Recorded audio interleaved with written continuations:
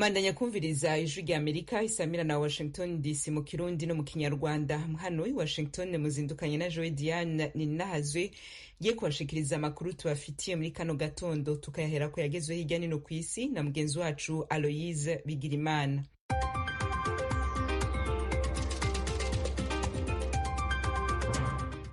Mwaramutse Diane, namwe muduteze amatwi muri aka kanya. Turahera muyavugwa muri Afrika. Abategetsi muri Kenya barahaye ubwenegihugu abantu 1,600 bo mu bwoko bw'abashona bari bamaze imyaka 50 mu gihugu batagira igihugu begukira. Abashona bagerereye muri Kenya mu myaka hafi 50 nk'abamisiyoneri bavuye muri Zimbabwe na Zambia ku butumire bwa perezida yashinze igihugu ca Kenya. Ariko bamwe bavuga ko abo bashona bagifise ibibazo naho bamwe bagiye kuzohabwa uburusho. Robert Waweru wo mw'ishirahamwe ryigenga riharanira hagati ka muntu na demokarasi muri Kenya avuga ko abo bantu bamaze igihe kirekire baribagiwe. Ku bw'ishirahamwe mpuzamakungu ONU, Afrika irimwo abantu hafi 715 batagira igihugu begukira. Ubwoko bw'abashona buciye bugira ubwa 45 mu moko agize igihugu ca Kenya. Muri Afrika kandi abategetsi bo muri leta ya Unity muri Sudani y'ubumanuko bavuga ko abantu bashika ku ndwi bamenyekanye ko bapfuye inyuma y'imyuzure yatewe n'imvura yateye imihana y'abanyagihugu muri komine ya Maendite ni mu misi iheze. Iyo myuzure yakwiye mu ngo imiryango hafi 400, aho 90% by'ubutaka muri iyo komine bwatewe n'amazi. Umukuru w'iyo komine ya Maendite Gatulwake Nyange yabwijwe rya Amerika ko haruhande y'abo bantu ndwi bapfuye abandi 17 bakomowe n'inzoka. Avuga kandi ko imiryango hafi 400 yahungiye mu bice bikirurutse bahunga amazi, kandi ko inka zabo 500 n'intama 300 byahafiriye.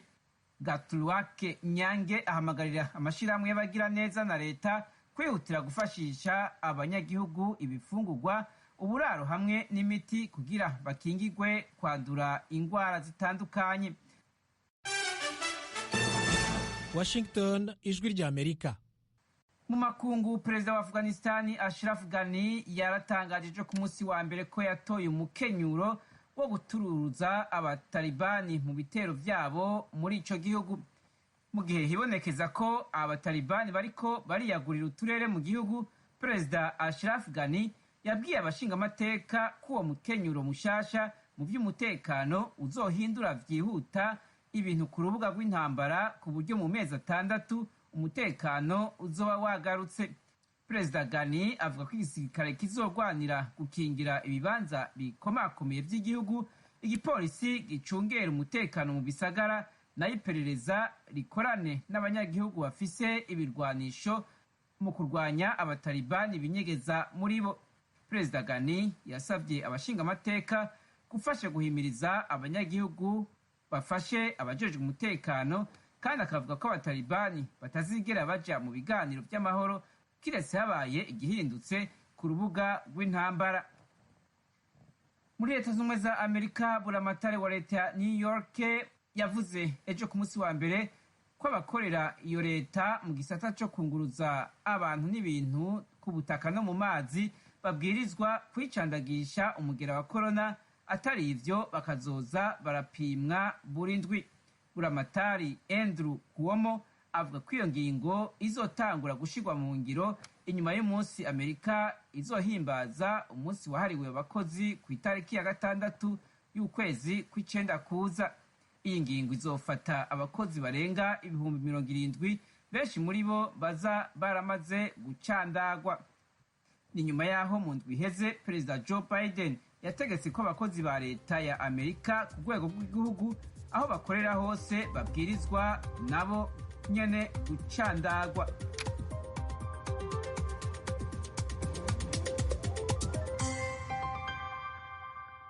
Aloise Bigirimana urakoze kuri ayo makuru yose waduteguriye ukabuhejeje kudushikiriza. Aya n'ayandi nibutse abakunzi b'Ijwi rya Amerika ko mushaka kongera kuyumva kuri wezi3 radio yacu voa.com.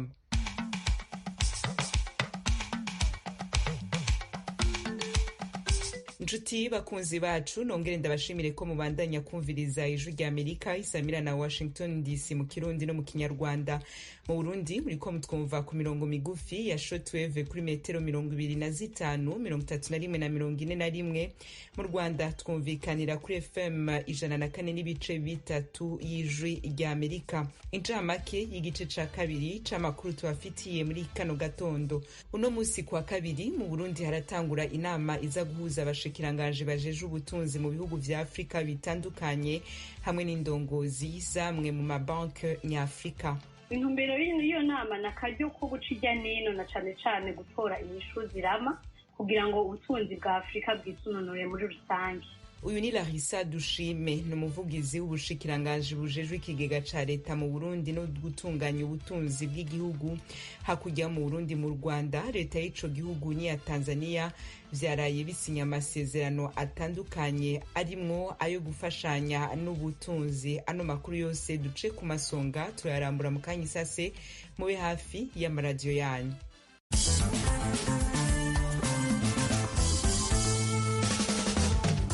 Nongere ndabaha ikaze nshuti bakunzi b'Ijwi rya Amerika. Nayo ndabice ku masonga nkitangura. Perezida wa Tanzania Samia Suluhu Hassan arabandanya urugendo rw'akazi mu Rwanda.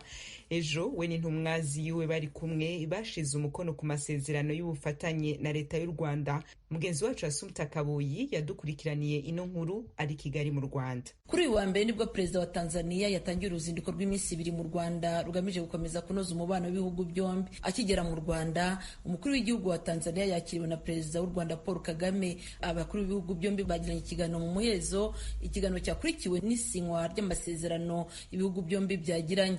Amasezerano 3 yasinywe harimo agamije kunoza ubufatanye mu burezi, kunoza ibyerekeranye n'abinjira n'abasohoka ndetse n'ubufatanye mu gukurikirana ibirebana n'ibikorwa by'imiti n'ikoreshwa ryayo, yasinywe na baminisitiri b'ububanyi n'amahanga b'ibihugu byombi.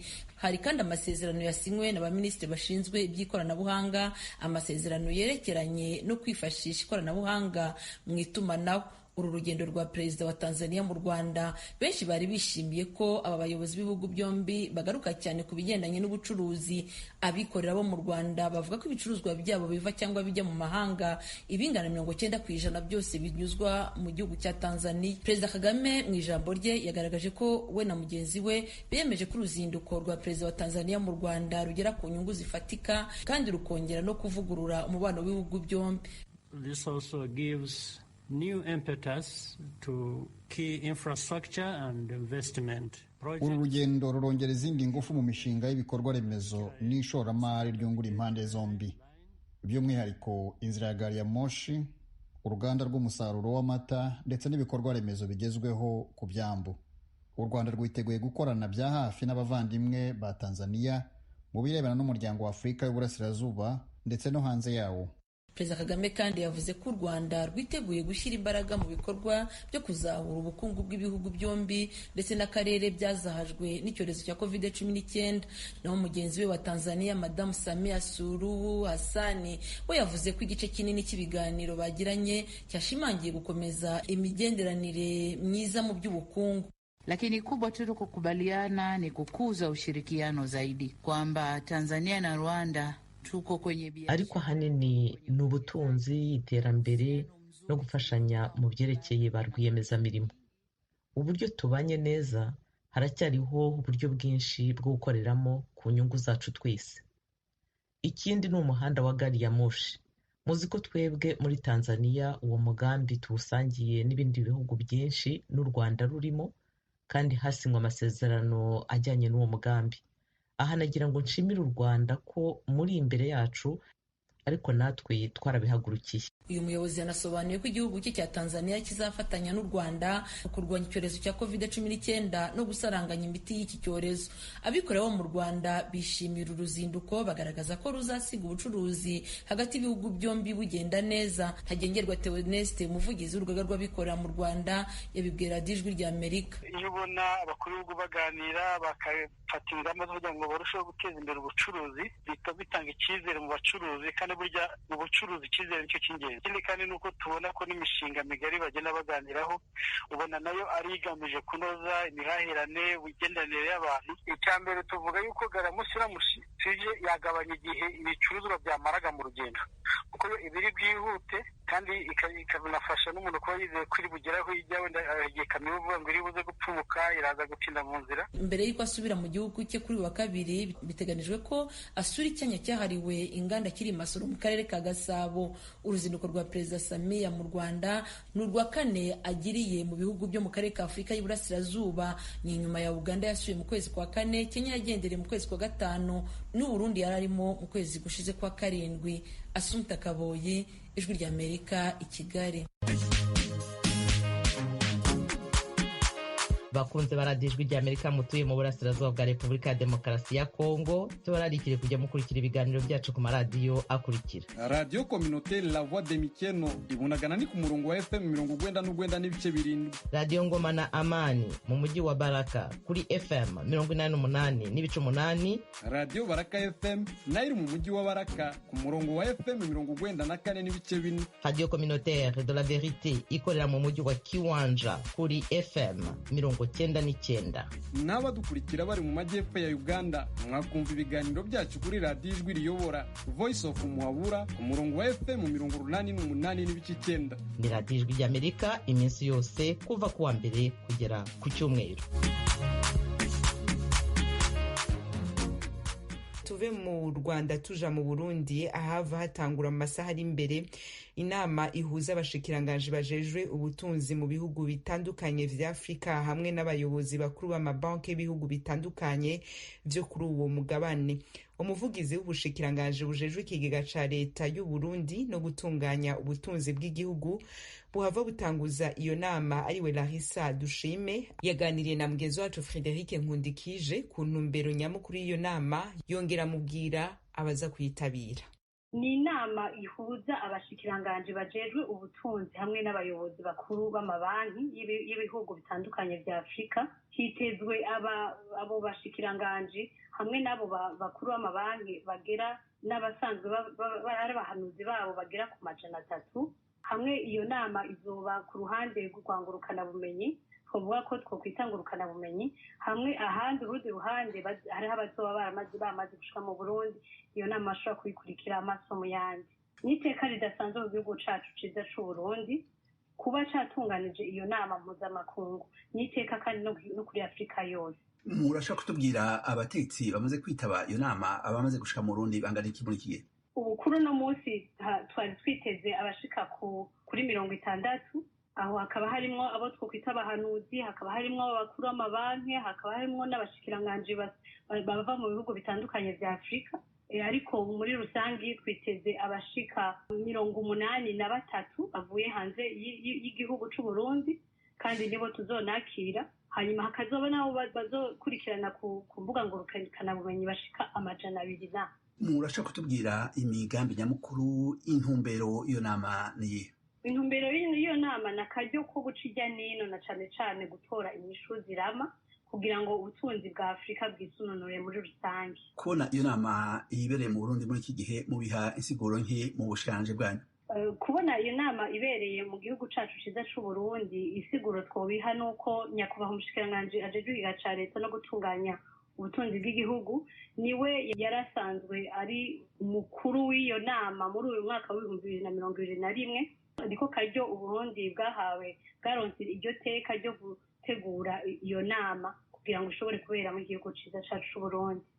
Larissa Dushime, umuvugizi w'ubushikiranganje bujejwe ikigega ca leta no gutunganya ubutunzi bw'igihugu, murakoze cyane rwose ku kanya muhaye Radio Ijwi ry'Amerika. Tuzobatera akamu iyo nama kugira ngo mutubwire ukuntu ibikorwa vyayo biriko biragenda. Murakoze cyane Frederic, katwizera ko inama izogenda neza kuko turaniteze nabo twokwita abakuru baserukira ibyo bihugu muri banki nkuru y'isi yose n'abaserukira ibyo bihugu mu kigega mpuzamakungu FMI, kandi namwebwe murashobora kuzoyikurikirana ku mbuga ngurukana bumenyi. Tuzoshiraho umurongo umuntu wese ashobora gukurikira iyo nama. Murakoze cyane rwose. Murakoze.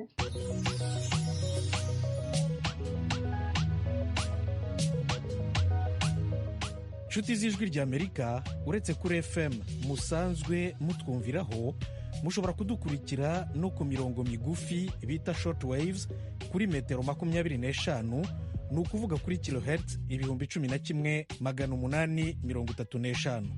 Buri munsi ni kuva ku wa mbere kugera ku wa gatanu, kuva saa 2:30 kugera saa 3 no kuva saa 3:30 kugera saa 4 ku mugoroba.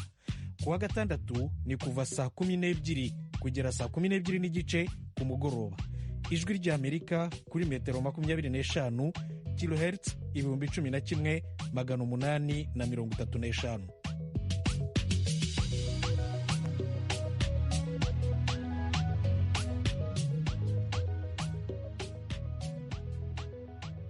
tukivuga ku yagezeho k'igihugu c'u Burundi n'amashingamateka yaraye itanguye ikiringo cayo kigira kabiri cuno mwaka.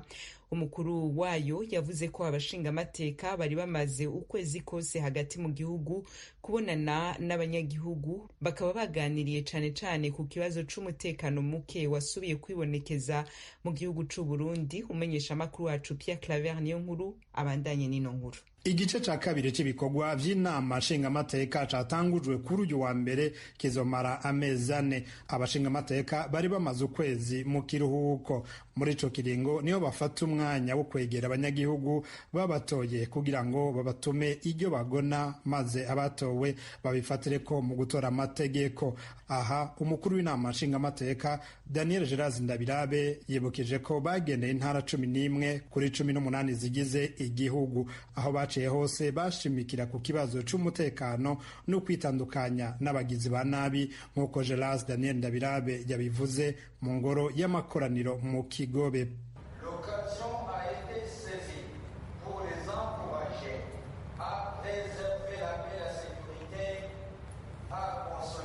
Ati igihe twahura n'abanyagihugu twarashimikiye cyane kubahimiriza ngo babungabunga amahoro n'umutekano, kubana neza mu bumwe, kubaha inzego zatowe kuva hasi gushika ku mukuru w'igihugu, kubahiriza amategeko. Twaragiranye inama kandi n'abatware, indongozi zitandukanye, abakozi bo mu bisata vyigenga, abadandaza, uwaruka, abaserukira imigambwe n'abaserukira amashengero atandukanye. Ubutumwa bwari bwa bundi nyene bwo kurwanya umwansi no kubungabunga amahoro n'umutekano.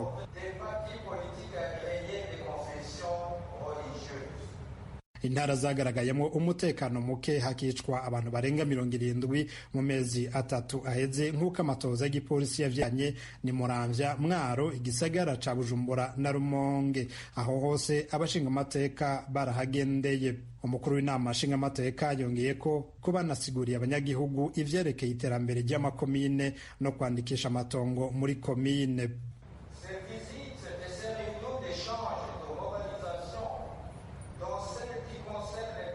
Ati kabaye akaryo ko gusubira kwigisha abanyagihugu gukunda igihugu, kubahamagarira kuja mu makoperative, gukoresha neza uburyo bw'igihugu, kwandikisha amatongo mu makomine yose y'igihugu, kwitaho uburimyi no guca imikobeko ku misozi, kwitegurira kudasubira kuragira ku misozi ahubwo kororera ibitungwa mu mpongore kuva mu kwezi kw'icumi, kurwanya ibiyayuramutwe mu gwaruka, kurwanya ikiza c'umugera wa corona no kunywanisha abarundi biciye mu mugwi wo kumenya ukuri no kunywanisha abarundi severe.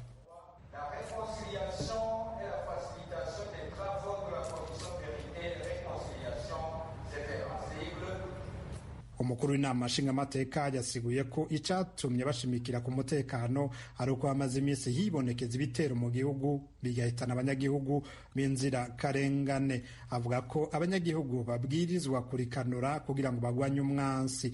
Kubwiwe abagizi ba nabi badafise ababafasha mu kibano nta mutekano bohungabanya. Mu kiringo c'ibikorwa batanguye kuri uyu wa kane biyemeje gutora amategeko atandukanye arenga 15, harimwo gusubiramwo itegeko rigenga igipolisi, iryo gutoza amakuru n'amatagisi n'ibindi. Pierre Claver nkuru, Kigali, ku bw'Ijwi ry'Amerika. Turabaramukije bakunzi namwe banywanyi b'Ijwi ry'Amerika. Mu ntumbero yo kuronka amakuru y'imvaho kandi agezweho dushobora gusangiza n'abanywanyi bose, ni ngombwa ko tubandanya gukorera hamwe mu kuronka amakuru yizewe kandi twosangiza abatwumva. kubera iyo mvo ijwi rya amerika ribasaba ko mwobandanya kudushikiriza amakuru, amafoto, amavideo y'ibibera aho mutuye, aho mukorera, aho mwiga n'aho mugendera. Mudushikiriza n'ibindi vyiyumviro n'ivyifuzo mufise vyodufasha kubandanya tubashikira ku nyota y'ibibaraje ishinga mukoresheje urubuga rwa Facebook VOA Radio Yacu canke inomero yacu ya WhatsApp ikurikira *1kabiri 0kabiri 441 Ijwi rya Amerika ni radio yanyu.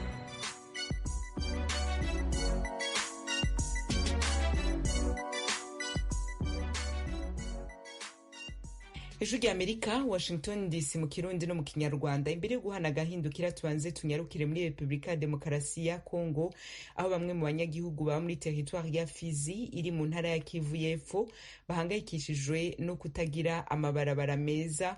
Iki kibazo kikaba kiriko gituma bifashisha za moto mu gutwara ibiziga by'abantu babo baba bashengeye, kuko bimwe mu bice vy'iyo territoire atamodoka zihagera. Ni inkuru y'umenyesha makuru w'Ijwi rya Amerika Vedaste Ngabo ari mu Rusenda.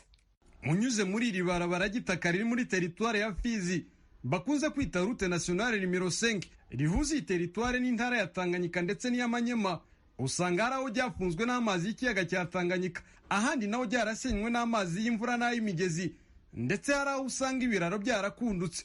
Kubera iki kibazo, bamwe mu baturage bifashisha amamoto n'amato mu gutwara abantu n'ibintu, kuko nta modokari zitwara abantu hagati ya Fizi na Uvira. Niyo Mutabazi Etienne, ni umumotari ukorera muri iyi territoire ya Fizi, yasobanura Ijwi rya Amerika ko kubera uburyo imihanda yangiritse, imoto zabo arizo zikora akazi mbangukira gutabara zokoze ko gutwara bitabye Imana. Ukuntu rero batwara ibiziga barafata bagashinga ibiti bibiri, bagaca bafata bakikorora amaboko, bagaca bakicarika, bagaca bacyambika ibotini, bagaca bazingira mu kireta, bagaca babohera ku moto, bagaca bicarika nk'ujya ku muntu umenga akomeye. Nuko rero batwara ibiziga. Kubera iki mutwara ibiziga ku moto cyane? None ubona none amamodoka asubira muri barabara arubwo ahitase. Nico gituma rero bitwara kubera atanuzenya. Urabona tabarabara ambulanse urabona nahita, kandi nk'umuntu yaguye imisisi ateza kugenza aza gushikiya yaguye, nimba bari Bukavu nimba bari he akagena na moto ari kiziga baboshe n'imisipi nyene. Etienne Matana ni umuturage wo mu Bibogobogo, ashimangira ko kubera kutagira imihanda inyuramo imodoka, abantu baba baguye mu bitaro bikuru by'Ibaraka barinda gukoresha za moto mu gutwara imirambo. Abantu iyo baguye mu mishasha mu bita za Baraka cyangwa se hirya za Baraka za Kalunja hehe, imirambo tuyihambira ku mamoto. Hari ukuntu bashira ibiti ku mamoto bagahambiraho umurambo bakawicaza, ukibwira ko ari nk'umuntu wicaye, kumbe ni umurambo, ukawambika amasashe gahita muyizamura ku mamoto. Muharenga rero mu karere mu Bibogobogo, ubwo turenze mu Bibogobogo hari ahandi hataba imihanda na moto itabasha kugera aho. Rero nta yindi shwa ibihari, ni uguhambura mugakura umurambo kuri moto, mukongera mukazana ibipoyo mukawikorera kugeza mugejeje mu rugo. Uko niko dutransporta imirambo tuyikura epfo tuyigeza za Baraka tuyigeza iwacu mu karere mu Bibogobogo. Mukambiro Waseka nawe ni umuturage w'umukongomani, avuga yuko kuvana umurambo ahitwa Salamabila bawujyanye mu mujyi wa Bukavu bibahenda, kuko ari urugendo rw'iminsi 2 kuri moto bishira umumotari 700 by'amakongomani, hafi amadolari 700. Jackson Kubwimana aheruka gutwara ikiziga akivana ku bitaro bikuru bya Ntunda kijyanye Kabumbi, nawe agaragaza yuko gutwara umurambo kuri moto bihenda. Tegera ko dagana ngo barampamagara ati motari ngwino dutwara ikiziga, ndavuga ati kirahara tego kiriho, bamaze kukinyereka nabakiriye amayanishaki ndabacimba 50 kuva Ibaraka gushika Buku, ndagishira ku moto ndagitekera ndagitwara. Ikindi gagubundi kwari inundu kirapfa, barahiga umumotari agitwara barabura kubera yari amaze nk'umuntu ameze nk'ununuka. Cyo genda bicamera nishaki ndamutwara ndamushikana ahantu biti Kabumbe. Naramuboshega ku moto, ndamushira ku moto ndaboha n'imipira, hanyuma ndamushikana aho bantegeze akumushikana. Bakwishura ngahe? Bameze 40. Umuyobozi wungirije wa territoire ya Fizi Madame Menzeyimana avuga yuko iki kibazo cy'uyu muhanda wa territoire ya Fizi bakigejeje ku mukuru w'intara ya Kivu y'Epfo, kandi nawe yababwiye ko yakigejeje ku buyobozi bukuru bw'igihugu. Gusa ubuyobozi bukuru bw'intara ya Kivu y'Epfo binyuze mu kigo gishinzwe imihanda buri gukora ibarabara ryo muri Ruwanga ryafunzwe n'amazi y'ikiyaga cya Tanganyika, kugira ngo imodokari z'amakamyo zibone aho zinyuza ibidandazwa bijya muri Fizi. Mwomenya yuko atari muri teritwari ya Fizi yonyine hari iki kibazo cy'imihanda yangiritse, ahubwo no muri teritwari ya Uvira na Walungu hari iki kibazo cy'amabarabara yapfuye, aho abagenzi bajya mu mujyi wa Bukavu bavuye Uvira bamwe barinda kunyura mu Bugarama mu Rwanda aho kunyura mu ibarabara gitaka ryangomo rihuza Kamanyura na Bukavu. Vedaste Ngabo ku bwaradijwi rya Amerika mu Rusenda mu ntara Kivu y'Epfo. Bakunzi baradijwi rya Amerika mutuye mu burasirazuba bwa Repubulika ya Demokarasi ya Kongo, turabararika kujya mukurikira ibiganiro byacu ku maradiyo akurikira: Radio Communautaire de la Voix de Mikeno Ibunagana ku murongo wa FM 99.7, Radio Ngoma ya Mani yo mu mujyi wa Baraka kuri FM 88.8, Radio Baraka FM nayo mu mujyi wa Baraka ku murongo wa FM 94.4, Radio Communautaire La Verite ikorera mu mujyi wa Kiwanja kuri FM 99.0. naho ku badukurikira muri mu majyepfo ya Uganda mwakumva ibiganiro byacu kuri Radio Ijwi Riyobora Voice of Muhabura ku murongo wa FM 88.9. Ni Radio Ijwi rya Amerika iminsi yose kuva ku wa mbere kugeza ku cyumweru. Radio Ijwi rya Amerika, Washington DC mu Kirundi no mu Kinyarwanda. Nshuti mwari muduteze amatwi, aha niho duce turabangirira amakuru n'ibiganiro vyacu vya kino gitondo. N'ibiganiro vyari biremeshejwe na Jewe Diane Nininahazwe. Dushimire abagize uruhara bose mu itegurwa ryavyo, muri bo harimo Edi Rwema yaraduhagarikiye na Fasil Gebehu yavyegeranije. Ku izina rya bagenzi bacu bose tubikibanuye tuyifuriza kubandanya mururanirwa mu vyo murimo vyose, naho ubutaha ahanje turongera mu masaha ari imbere. It's an MP record. Dr. Mash Production. Holy Seven, your smile. Nasikiliza sauti ya Amerika. Tusikilize sauti ya Amerika. Ielewe, ielewe. Nasikiliza sauti ya Amerika. Tusikilize sauti ya Amerika. Taarifa ya habari ya ukweli. Ielewe, ielewe. Vipindi vya furaha, amani, umoja na upendo. Vipindi vya furaha, amani, umoja na upendo. Dusangire ijambo yahuje benshi. Muri sanga yakonse byinshi. Agasaro kaburaga kabonekeye benshi. Aha, kabonekeye benshi. Ejo heza nayo yakoze byinshi. Dususuruke na muzika yakoze byinshi. Amerikana iwanyu mu ntara. Ejo heza nayo yakoze byinshi. Dususuruke na muzika yakoze byinshi. Amerikana iwanyu mu ntara.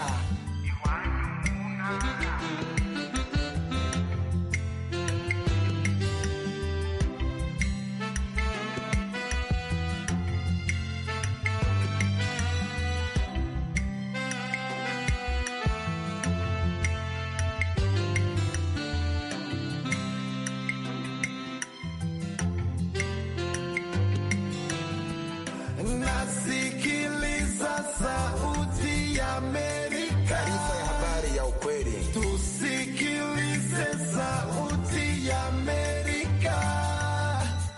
Ielewe, ielewe. Nasikiliza sauti ya Amerika. Sauti ya wanyonge. Tusikilize sauti ya Amerika. Sauti ya waraia.